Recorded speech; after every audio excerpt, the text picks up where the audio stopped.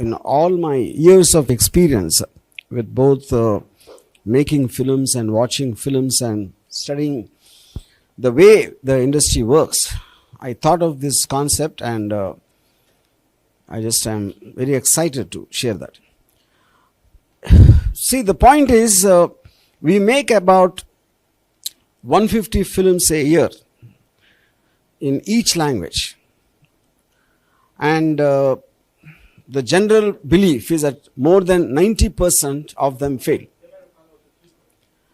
And if 90% of them are failing, which means 90% of the time the filmmakers don't know what they're doing. They'll only know it after the film comes for release, and which by time it is too late by that time. So why would this happen?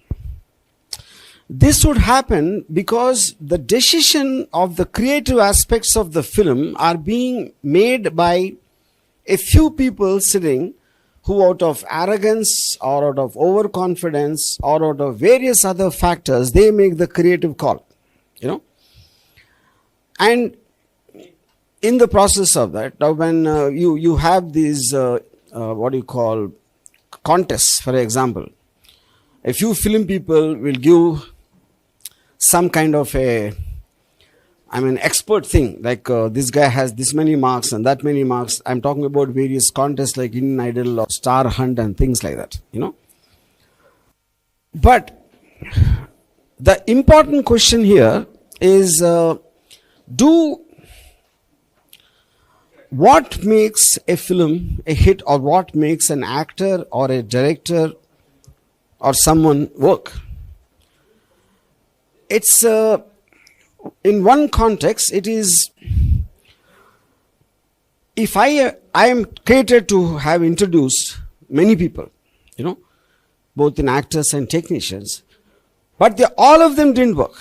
So if I know what will make someone work, why did I fail the other time? So the simple logic is, it is the audience who actually, when they like a film or they like an actor, that works, and where they don't like, it doesn't work. So the decision point with the audience, not with the person who's taking the decision of pushing something forward. Okay. So in this context,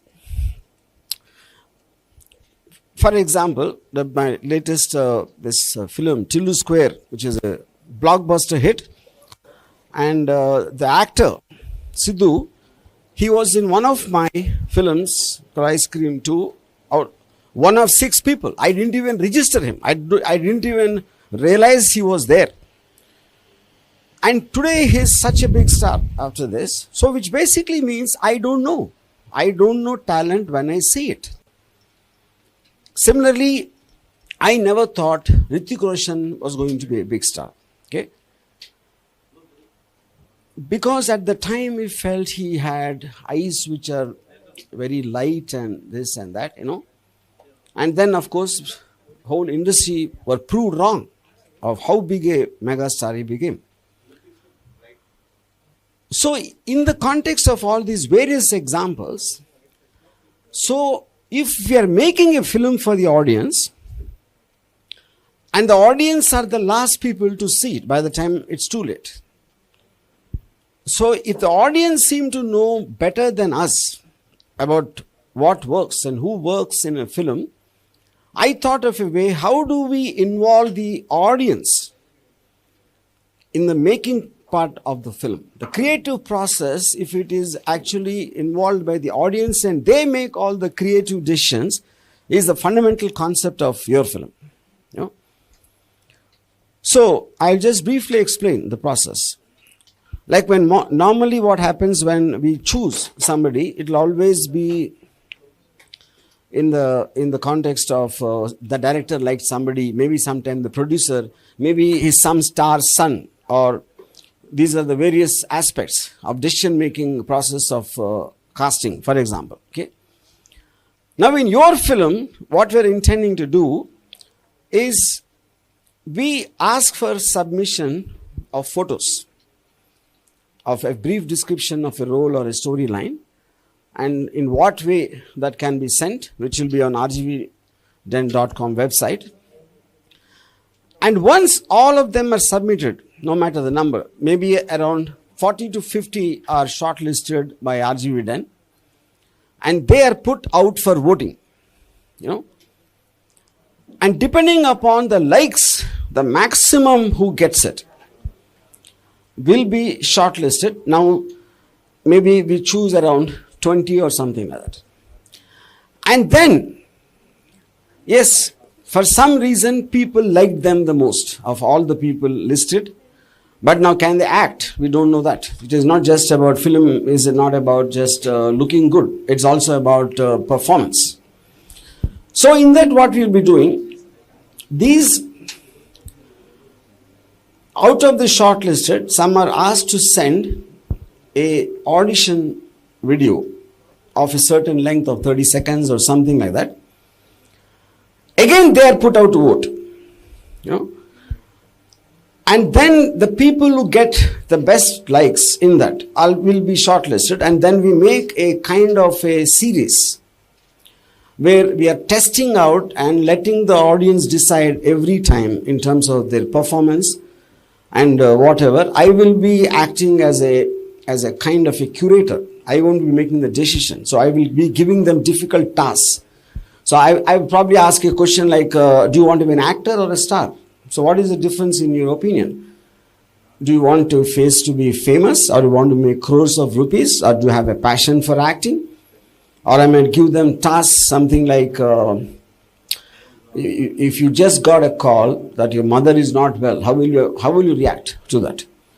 So, which brings back to one question, like the film awards, I feel are a big sham, because if one film and actor is selected for this role and another film and actor is another role, so are you trying to compare characters or acting? So acting can be truly understood only when the same is given to each of the contestants. Exactly. Then the audience get to see the comparison in how we approach the acting of that particular emotion. And then again in that, finally one male actor and one female actress will be selected, and RGVDen will be producing the film. Okay. So this is something chosen by the audience. It is the highest democratization of filmmaking, where we are not into nepotism or favoritism or arrogance or whatever else I said. Now this is as far as the actors are concerned. The same thing I want to extend it to every craft, whether like a director. We are going to give a scene, and the scene is going to be shot by various people, and all of them in a similar process like the actors again will be put, and to see who votes which guy directed that particular given scene the best. And then we go to the music director. We give a certain situation for a tune. And similarly with lyric, similarly with all creative decisions are basically done by a voting process, where the public are eventually going to see that. So to understand what they would like, the nearest way we can come is through this process. This is the fundamental concept. So we are putting the film industry in the hands of the audience. That is the newness to my knowledge. This is something which has never been happened in the entire world so far, an experiment like this. But the point is, audience might not know how to make the film, but they know what they like. So in that they are superior to the filmmakers. Okay. So in that process, whether I'm talking about film institutes, I think they're outdated in the context of whenever they were. Today, everybody has access to tools. They might not have access to the film industry. But through this process, the talent, wherever it is, it can be in some village in Andhra Pradesh, or it can be anywhere. Everyone has film tools. They have their cell phone. They have their whatever little thing. And anyone who is interested can study on YouTube. So, and because they don't have the access is coming through RGVDen to that. So, this probably would kind of start a new movement, because from the maker to the audience, the chain which links all of them which links all of them, the chain is being cut off and the audience are being made to put on top of the makers. That is what the uniqueness of this concept is. You know? So, in other words,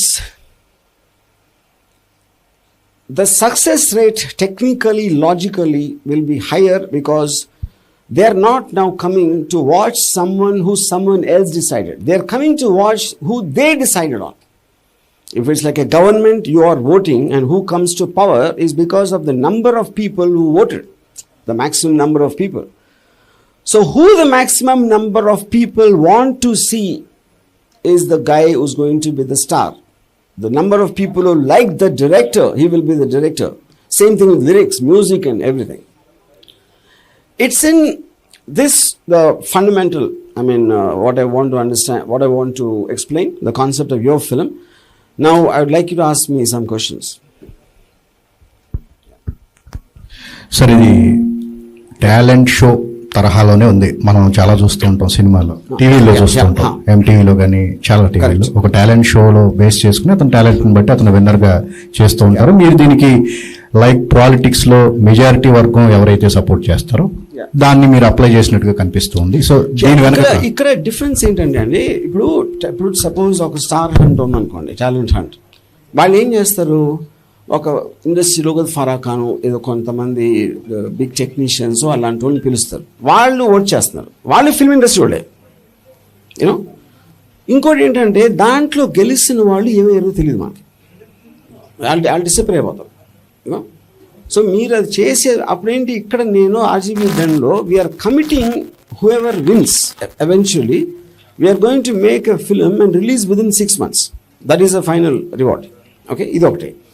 రెండోది, the process అనేది మీరు నేను ఏదైనా అంత open transparent process to rgbden.com వెబ్సైట్లో you can clearly see all decisions are being made by the people who are voting. ఇప్పుడు నాకు ఒక టేస్ట్ ఉండొచ్చు, I might like this song, but ఆ సాంగ్ బయట ఆడకపోవచ్చు. You know, but if that song is being liked by the majority of the people, the tune, obviously I have to shut up, because the audience are the final judge అనే concept ఉంది కాబట్టి. So industry వాళ్ళే పెట్టుకుని వాళ్ళే judgement చేసి మేమే తోపులు అనుకునే దానికి అగెయిన్స్ట్గా చేస్తుంది. That is what the newness of the concept. మీరు చెప్తూ ఉంటారు ఇప్పుడు సినిమా సక్సెస్ అనేది ఎవరి చేతిలో ఉండదో మీకు కూడా తెలియదు అని చెప్పేసి, అంటే మీరు దాన్నంతా బేస్ చేసుకుని ఇప్పుడు మెజారిటీ పీపుల్ యొక్క లైక్స్ ని బట్టే మనం దీన్ని వెళ్ళాలి అని చెప్పేసి అనుకోవడం జరిగింది. ఎట్లాగా? ఇప్పుడు obviously film is evolving process, కానీ మీరు మేకింగ్ టైంలో తీసుకునే కీ డెసిషన్స్ ఉంటాయి.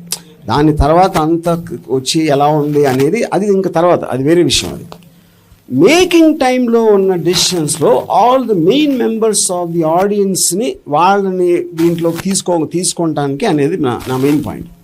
ఫర్ ఎగ్జాంపుల్, ఇప్పుడు నేను I'm a experience director. Okay, నేను హిట్లు తీసాను, చాలా ఫ్లాపులు కూడా తీసాను. అప్పుడు నాకు నేను ఇప్పుడు ఏంటి, సో ఇప్పుడు నేను ఫ్లాప్ తీసానంటే దాని అర్థం ఏంటి, నాకు హిట్ తీయడం తెలియదని. నాకు హిట్ తీయడం తెలిస్తే నా అన్ని సినిమాలు హిట్ అవుతాయి కదా. అప్పుడేంటి అర్థం, నా సినిమా ఎందుకు హిట్ అయింది, ఆడియన్స్కి నచ్చింది కాబట్టి హిట్ అయింది. నేను అనుకున్నది తీసాను కాబట్టి హిట్ అవ్వాలి, అప్పుడు అన్నీ హిట్ అవ్వాలి కదా. So that is what the prove that the audience is the final decision. So అప్పుడు నేను వాళ్ళని ప్రతి దాంట్లో వాళ్ళని ఇన్వాల్వ్ చేసినప్పుడు the chances of it reaching more people are obviously going to be much more higher. నేను ఇప్పుడు సోషల్ మీడియాలో కానీ ఇన్స్టాలో కానీ మీకు ఫాలోవర్స్ అన్ని ఎప్పుడు వస్తున్నారు, వాళ్ళకి ఎందుకు నచ్చరాళ్ళు,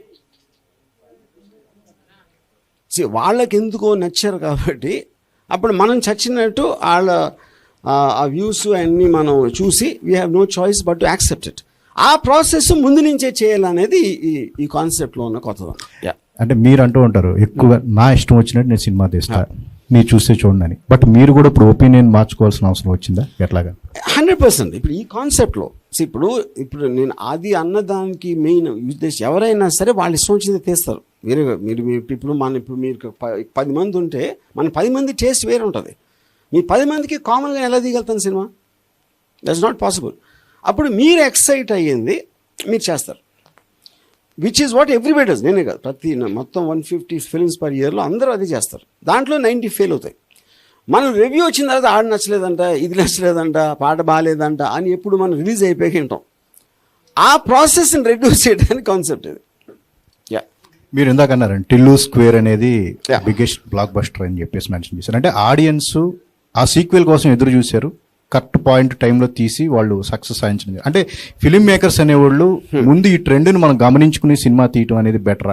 ఎట్లా అది వర్కౌట్ అవుతుంది. ఎందుకంటే ఇప్పుడు మీరు ఇప్పుడు సక్సెస్ని ఫాలో అవటం అనేది చాలా ఓల్డ్ ఫ్యాషన్ థింగ్. అది ఎవరైనా చేసేది ఏ బిజినెస్లో అయినా, ఫిలిమ్స్లోనైనా కాదు, సక్సెస్ని ఫాలో అవుతారు. ఒక సినిమా హిట్ అవ్వగానే అలాంటి సినిమా, ఇప్పుడు సినిమా మీకు నచ్చిందన్న తీస్తారు, లేదా మీ సక్సెస్ని ఫాలో అవుతారు. ఆ సినిమా హిట్ అయింది కాబట్టి అలాంటివి తీద్దాం అని. కానీ వాడికి అర్థమైంది ఏంటంటే అందరూ అదే అనుకుని అందరూ అదే తీస్తారు. అప్పుడు దాంట్లో మళ్ళీ ఏది హిట్ అవుతుందో తెలియదు. సో ఇప్పుడు ఏంటి, ఇక్కడ ఎలాంటి సినిమా తీయాలి, ఎలాంటి డెసిషన్స్ తీయాలి అని ఒకళ్ళు ఇద్దరు ముగ్గురు మీద వదిలేయటం కూడా వేల మందిని ఇంక్లూడ్ చేస్తే ఎలా ఉంటుంది అనేది కాన్సెప్ట్. ఇక్కడ thousands of people are voting for a government, not 2-3 people. Same application you can do to cinema. అది అంటే మీకు వచ్చినటువంటి అప్లికేషన్స్లో మొత్తం కూడా స్క్రూటినీ చేసి కొంతమంది సెలెక్ట్ చేశారంటున్నారు కదా, అంటే ఏ విధంగా సెలెక్ట్ చేశారు? అంటే ఒక్కొక్కరు ఒక్కొక్క టాలెంట్. ఇప్పుడు మీకు షార్ట్ లిస్టెడ్ చేయడానికి దేర్ విల్ బి ఒక ఇంటర్నల్, మా దగ్గర ఒక 5-6 పీపుల్ ఒక బోర్డులో ఉంటారు. ఎందుకంటే directly depending upon the number, ఇప్పుడు 100స్లో పెట్టామనుకోండి, వచ్చిన అన్నీ పెట్టేస్తే వాళ్ళకు కూడా కంపారిజన్లో ఫటీగ్ వచ్చేస్తుంది. కంపారిజన్లో యూ కాంట్ ఏముంటుంది దాన్ని, అంతమందిని చూసి కంపేర్ చేసి వీళ్ళు నచ్చారా వాళ్ళు నచ్చారా అని. అప్పుడు దానికి ఒక లిమిటేషన్ ఉండదు ఎంతమందిని పెడతాం అనేది. యూనో అప్పుడు వచ్చిన దాంట్లో ఎంతమందిని పెడతాం అనేది ఇంటర్నల్గా చూసి, but that all be expose also in terms of that. వాళ్ళు సడన్గా నా కొడుకో లేకపోతే నా తమ్ముడో మా అంతమందిని పెట్టలేం దాంట్లో, because there'll be enough number of people for people to understand. అంటే వీటిలలో డైరెక్షన్ మిగతా ఆల్ సెక్టర్. మరి బడ్జెట్ ఏ విధంగా కేటాయించుకుంటున్నారు వాళ్ళకి? ఎంత budget is about particular film కొన్న స్క్రిప్ట్ బట్టి దాన్ని ఎలా తీయటం అనే దాని మీద ఉంటుంది. So the nature of that film and what it requires అనేది, that is like any production house. అంటే ఇవి థియేటర్స్ లో రిలీజ్ గా లేకపోతే మామూలు ఓటీటీ ప్లాట్ఫామ్స్ ఇట్లా? ఓటీటీ థియేటర్ అన్ని మీడియమ్స్ అండి, there all mediums. Eventually you're making content as a production company, intent release everywhere. అంటే గతంలో మీరు ఇక్కడ పాయింట్ ఏంటంటే, ఇక్కడ I'm building an audience also for the film. ఇప్పుడు ఫర్ ఎగ్జాంపుల్ ఎంతమంది ఓట్ చేశారంటే వాళ్ళకి క్యూరియాసిటీ ఉంటుంది కదా ఆల్రెడీ, నేను ఓటేసిన సినిమా వస్తుంది అని. ఇప్పుడు ఎవరో మీ కొడుకుని మీరు పెట్టి మీ సినిమా తీస్తే ఉట్టి మీ ఇంట్లో వాళ్ళు చూడొచ్చు, కానీ వాళ్ళు సెలెక్ట్ చేసిన అని పెట్టి తీస్తే వాళ్ళందరూ చూస్తారు కదా at least. So it is like a very inclusive thing of a system. అంటే ఈ మధ్య మీరు కూడా ఎక్కువ ఓటీటీలో రిలీజ్ చేస్తారు. మొన్న వచ్చినటువంటి శపథం కూడా దాన్ని కూడా, అంటే అది పొలిటికల్ రీజన్స్ అది. కానీ అది పాయింట్ అది కాదు. ఇక్కడ చేసిన మీ దగ్గర కంటెంట్ ఉన్నప్పుడు దానికి ఉన్న నేచర్ బట్టి వేరే వేరే మీడియంస్లో వస్తుంది. మరి ఆర్జీవి ఇప్పటిదాకా సినిమా డైరెక్షన్ చేశారు, ఇటు మొత్తం మరి మళ్ళీ మీరు డైరెక్షన్ కూడా చేస్తారా? వీటి మీద ఎక్కువ దృష్టి పెడుతుంటారు? ఇది ఒక concept. This will be one unit which will be continuously doing where the audience are involved in the process.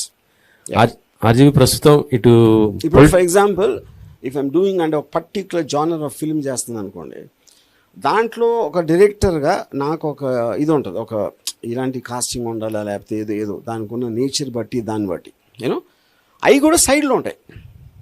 Because ఇక్కడ మనం new actors, we're actually talking about new technicians and new actors. ఇప్పుడు new actors పెట్టి నేను సర్కార్ తీయలేను కదా for example చెప్తాను you know.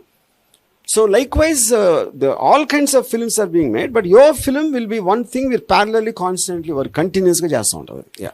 ఇప్పటిదాకా కొన్ని పొలిటికల్ మూవీస్ తీశారు, కానీ ఇప్పటి నుంచి ఆర్జీవి పొలిటికల్గా మొత్తం దూరం అయిపోతున్నాడు. దూరం ఓన్లీ ఫర్ ఇటు ఫిలిం ఇండస్ట్రీకి ఉంటాడు తప్ప రాజకీయాలకి ఆ జోలికి పోననేసి ఓ మాట వినబడుతుంది. ఎందుకు? అది ఏం లేదు. ఇప్పుడు నేను first of all I'm not political guy, అది చాలాసార్లు చెప్పాను. ఆ పర్టిక్యులర్ సబ్జెక్ట్ మ్యాటర్ పొలిటికల్ ఉంది కాబట్టి దాని మూలాన ఆ అంబియన్స్లో అట్మాస్ఫియర్లో ఉన్నాను కాబట్టి అవన్నీ మాట్లాడాను. సో ఇప్పుడు అది అయిపోయింది కాబట్టి నాకు వేరే దాంట్లో వెళ్ళింది. ఆ ట్రెండ్ ఇక ముగిసిపోయినట్టేనా? అలాంటి సినిమాలకి పెద్ద మనం మీరు ఇంట్రెస్ట్ గా చేసినా సరే చూసేందుకు జనాలు ఇంట్రెస్ట్ గా లేరు అని చెప్పేసి అనిపిస్తుంది. ఎట్లాగా అలాంటి ఫిల్మ్స్ పొలిటికల్ ఓరియంట్ మేబీ అది కాంట్ సే బికాస్ ఫైనల్ గా సినిమా బట్టి అప్పుడున్న టైమింగ్ బట్టి there too many things. Because anything మీకు టాపికల్ గా ఉన్నప్పుడు ఆ టాపికల్ అనేది చాలా టైంకి ఆ టైమింగ్ ఫ్యాక్టర్స్ ఉంటాయి. But right now I'm not interested in any political film. Sir Arjun గారు, ఇప్పుడు వీళ్ళందరినీ మీరు ఎలా సెలెక్ట్ చేస్తారు సార్? అంటే ఒక క్వశ్చన్ లాగా ఇస్తే ఒకటే క్వశ్చన్ ని ప్రతి ఒక్క ఆర్టిస్టు చేయాలి, ఒక థీమ్ ఇచ్చారంటే. సో మేబీ ఇప్పుడు మనకి ఫైనల్ సెలెక్షన్ లో ఏదైతే మనం ఫిల్మ్ చేయబోతున్నాం ఒక షో లాగా, అక్కడ ఇప్పుడు ఒక డాన్స్ అనొచ్చు, నేనంటే అన్ఎక్స్పెక్టెడ్ క్వశ్చన్స్ అడుగుతాను. అన్ఎక్స్పెక్టెడ్ క్వశ్చన్స్ లేకపోతే ఒక సిచ్యువేషన్ ఇస్తాను అనుకోండి. లైక్ ఇందాక చెప్పినట్టు ఇప్పుడు మీ మదర్కి అసలు ఒంట్లో బాగాలేదు, she's on the death bed అని ఫోన్ వచ్చింది, ఇన్ఫర్మేషన్ వస్తే మీరు ఏం చేస్తారు అని చెప్పాను అనుకోండి. నేను ప్రిపేర్ అవటానికి టైం ఇవ్వట్లా, అప్పటికప్పుడు. ఓకే, సో ఇప్పుడు తను ఏదో ఆన్ చేసాడు, సెకండ్ రోడ్ ఇంకోటి చేసాడు. ఇవన్నీ ఎవరు చూస్తున్నారు? ఆడియన్స్ చూస్తున్నారు. సో వాళ్ళు ఐదుగురులో ఎవరు బాగా చేశారని ఎవరికి ఓటేసారో he becomes the best actor. Yeah. So similarly ఇప్పుడు నేను డైరెక్టర్కి మనం ఎవరైతే డైరెక్టర్కి ఇస్తున్నామో ఆ డైరెక్టర్ని ఏం అడుగుతాను, ఇప్పుడు సీన్ ఇది, ఈ కంటెంట్, ఇప్పుడు దీన్ని సినిమాటిక్గా నువ్వు తీయటానికి ఎలా చేస్తావు అంటే, ఇప్పుడు నేను సపోజ్ శివాలో నేను ఫస్ట్ టైం నేను స్టోరీ చెప్పినప్పుడు నేను షార్ట్లతో చెప్పాను. ఓకే, షార్ట్ డివిజన్తో కెమెరా ఇలాగ టిల్ట్ లెఫ్ట్ ప్యాన్ అయితే ఒక కార్ వచ్చి అవుతుంది, కార్ నుంచి ఒకటి దిగుతాడు. ఇదంతా నేను ఒక నేరేషన్ విజువల్ గా చేశాను. అది ఓకే, అలాంటిది నేను ఇవ్వచ్చు ఒక సిచ్యువేషన్. ఓకే, ఇప్పుడు ఇది ఒకటే దానికి ఒక డైరెక్టర్ కి, ఆర్టిస్ట్ కి, టెక్నీషియన్స్ కి అందరినీ కూర్చోబెట్టి ఈ ఒక పర్టికులర్ పాయింట్ దీని మీద చేసి నాకు ఆడిషన్స్ పంపించండి, దానిలో హూ ఆర్ ద బెస్ట్ అనేది మీరు సెలెక్ట్ చేస్తారు. ఆడిషన్ అనేది విల్ గివ్ ఎ డైలాగ్. ఆ డైలాగ్ ఏ టోన్ లో చెప్పాలి, ఎలాంటి ఎమోషన్ తో చెప్పాలి అని కొన్ని పాయింటర్స్ ఇస్తాం. అవును, ఒక్కొక్కడికి ఒక్కొక్క ఎమోషన్ ఉంటుంది సార్. కరెక్ట్, ఆ పాయింటర్స్ ఇస్తాం. అంటే ఇప్పుడు ఇది నీకు చాలా కోపం వచ్చింది, నువ్వు ఎవరినో ఇలా ఈ డైలాగ్ యూజ్ చేసి ఆయన తిట్టావు, లేకపోతే నువ్వు ఏదో బాధపడ్డావు ఇలా చెప్పాలి, లేకపోతే ఏదో ప్లీడింగ్ చేసావు, ఇలాంటి మనకు పాయింటర్స్ పెడతాం. అది కూడా it will be on open ఏమి ఇచ్చావు అనేది. సో ఆ పారామీటర్ లోనే చేస్తాడు చేసేది. ఎప్పుడు నా ప్రపంచం నాది, నేను స్వార్థపరుణ్ణి, నేను నా సినిమా తప్ప నన్ను నేను తప్ప గౌరవించుకోనని చెప్పి ఆర్జీవి ఎందుకు సినిమా ఇండస్ట్రీ మీద సడన్ గా ఇంత ప్రేమ వచ్చింది? ఒక మంచి ఆర్టిస్టుల ఇండస్ట్రీకి వాళ్ళు ఎందుకు అనిపించింది? సినిమా ఇండస్ట్రీ ప్రేమ రాలేదు, బుద్ధి వచ్చింది. ఓకే ఓకే, ఫైనల్లీ సార్ అంటే అది ఓన్లీ ప్రేమ కాదు, అంటే ఈ టాలెంట్ మేకింగ్ లో ఓన్లీ టాలెంట్ మేకింగ్ కోసమే పీపుల్స్ ఉపయోగిస్తారు, క్రౌడ్ ఫండెడ్ కోసం కూడా వాళ్ళు అడిగే అవకాశం ఉంది. I want include that also. I want to basically make the whole eco system inclusive. అంటే ఎందుకంటే వాళ్ళు ఒక పక్షపాతం లేకుండా, పార్షియాలిటీ లేకుండా జెన్యున్ ఫీలింగ్తో చేశారు కాబట్టి వాళ్ళకి అది ఇంట్రెస్ట్ ఉంటే will also put a thing of hmm them to become partners in the film. అంటే ఇప్పుడు that is the second phase. Trend చూస్తుంటే హీరోలకు తప్ప ఇండస్ట్రీలో చాలా మంది క్యారెక్టర్ ఆర్టిస్టులకు కూడా అవకాశాలు లేని పరిస్థితి. ఈవెన్ చాలా పాపులర్ ఆర్టిస్టులకు కూడా మొత్తం బడ్జెట్ అంతా రెమ్యునరేషన్ పరంగా హీరోలో తీసుకుంటున్నారు. ఒక కాన్సెప్ట్ అనేది పెరిగిపోయింది. చాలా మంది పాపులర్ ఆర్టిస్టులు కూడా అవకాశాలు లేవనేది నడుస్తుంది ఇప్పుడు. అంటే ఈ క్రమంలో కొత్త వాళ్ళకి అవకాశాలు ఇచ్చేవాళ్ళు కూడా లేరు.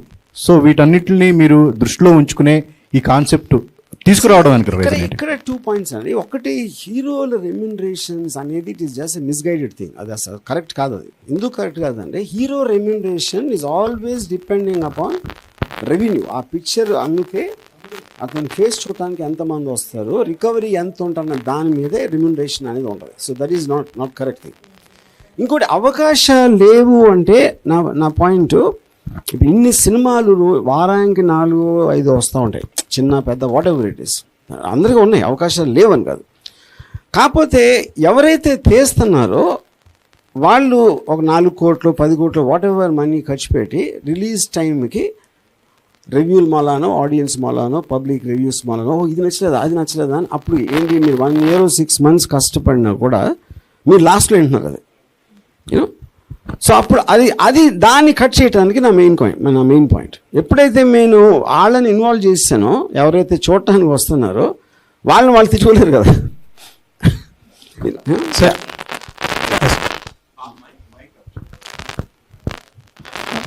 సార్ ఇప్పుడు యూజువల్గా ఆన్లైన్ ప్లాట్ఫామ్లో ఇలాంటి ఒక ఓటింగ్ సెక్షన్ పెట్టినప్పుడు ఒక 3 కైండ్ ఆఫ్ పీపుల్ మాత్రం ఎక్కువగా ఇంట్రెస్ట్ చూపిస్తారు.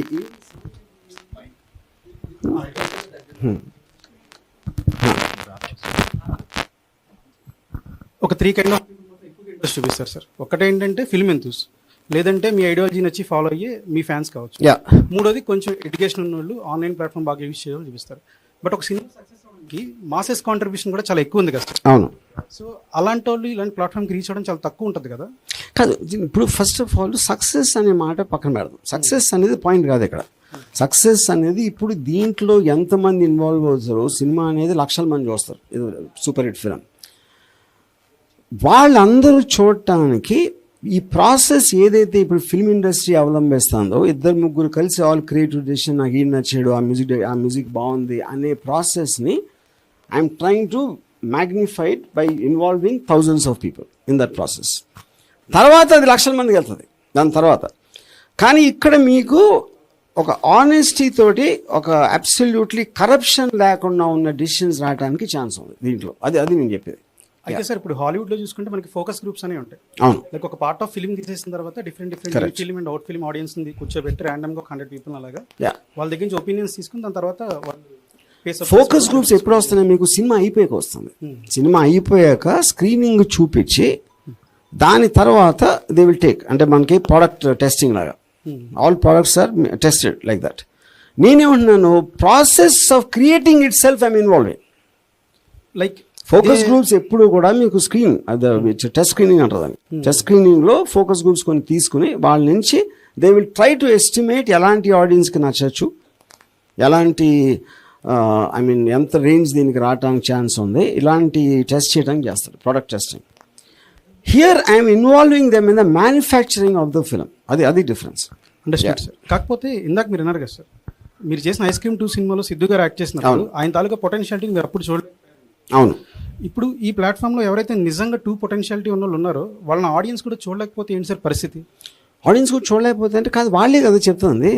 కానీ ఆ టైంలో వాళ్ళు మీరు సడన్గా ఒక కాన్సెప్ట్ ఇస్తారు, దానికి వాళ్ళ ప్రిపరేషన్ టైం లేకో, లేదంటే ఆ టైంలో వాళ్ళు ఏదో ధ్యాసలో ఉండి సరిగ్గా పర్ఫామ్ చేయలేదు. ఇక్కడ ఒక పాయింట్ అండి, ఇప్పుడు ఒక పర్సన్ నువ్వు చెప్పడానికి అంతమంది ఇన్వాల్వ్ చేసినప్పుడు 100 మంది తప్పవలేరు కదా. 100 మందికి ఏదో కారణంతో నచ్చారు అది, యూనో.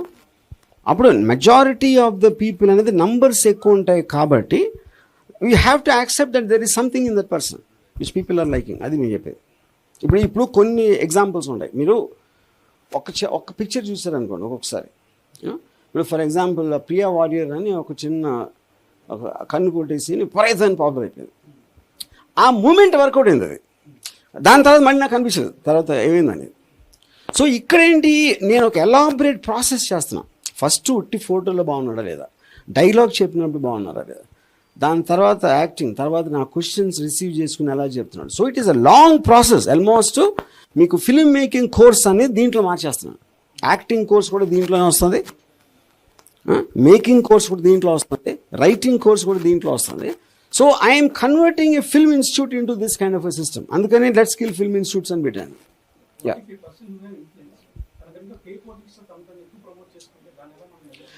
ఇప్పుడు ఆ ప్రాసెస్ అంతా ఎలా కంట్రోల్ చేయాలనేది మా దగ్గర ఒక సిస్టమ్ ఆల్రెడీ ఉంది, దాన్ని అప్లికేషన్ ఉంటుంది. Sir okay. Hi sir, this is anchor Rajesh. And ఈ మధ్య కాలంలో ఒక 5 years నుంచి చూసుకుంటే సోషల్ మీడియా చాలా డెవలప్ అయింది. ఇన్ఫ్లుయెన్సర్స్ అంటూ, ఇన్స్టాగ్రామ్స్ అంటూ చాలా పాపులర్ అయ్యారు. సో ఎక్కువగా ఒక పోస్ట్ పెడితే అంటే రెగ్యులర్గా వాళ్ళు రీల్స్ వాళ్ళవి చూస్తారు కాబట్టి జనాలు, సో అలాంటి వాళ్ళకి ఎక్కువ లైక్స్ కొట్టేసి ఉంటుంది. అండ్ ఇండస్ట్రీలోకి రావాలనుకున్న ఒక వ్యక్తి అంటే యాక్టర్గా తన బాడీ లాంగ్వేజ్ కావచ్చు, పర్సనల్గా అతను మెయింటైన్ చేసుకుంటూ ఉంటారు. బట్ ఆడియన్స్కి తెలియదు తను. సో ఇద్దరిలో డిఫరెంట్ ఎక్కువ అంటే వాళ్ళకే ఉంటుంది కదా ఇంపార్టెన్స్. ఎవరికి ఎక్కువ ఉంటుంది? ఇన్ఫ్లుయెన్సర్స్కి. నేను అది కదా నా పాయింట్. ఇప్పుడు సపోజ్ మీరు ఏమంటుందని మీ కాన్ఫిడెన్స్, ఇప్పుడు ప్రొడ్యూసర్ ఉన్నారు అనుకోండి. ఇప్పుడు ఒక స్టార్ హీరో కొడుకుని ఎందుకు తీసుకుంటారు ఎవరైనా? చాలాసార్లు మన నెపోటిజం గురించి మాట్లాడతాం. ఎందుకంటే ఆల్రెడీ ఆ స్టార్కి ఇంత బేస్ ఉంది కాబట్టి, ఇంత వాళ్ళందరూ అయినా చూస్తారు అని